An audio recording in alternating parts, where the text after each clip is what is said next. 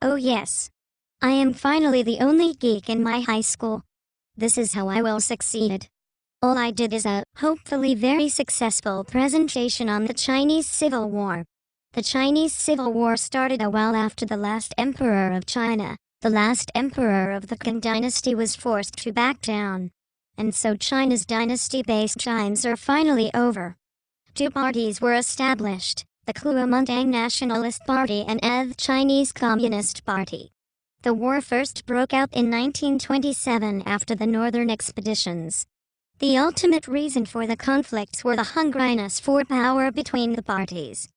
Propaganda posters was very prominent between the nationalists and the communists to get soldiers to fight their war for power and to win the support of people in their ruling area. This led to further propaganda development years after the Civil War and nowadays.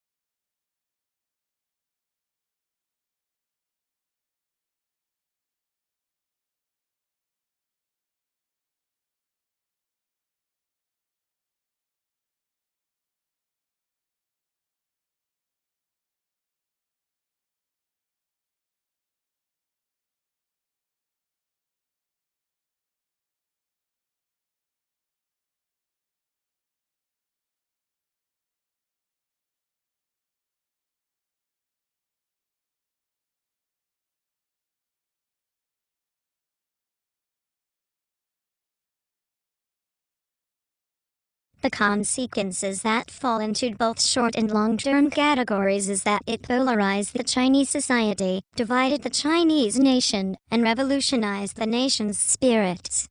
Nowadays, the consequences are gaining by every few fortnight.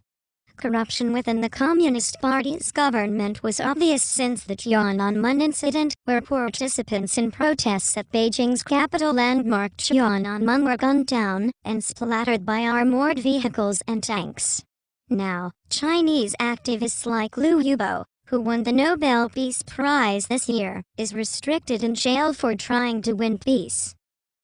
If the nationalists won the war, they might not free Hong Kong from Britain's colonizational grip. So what we look outside the window would be completely different.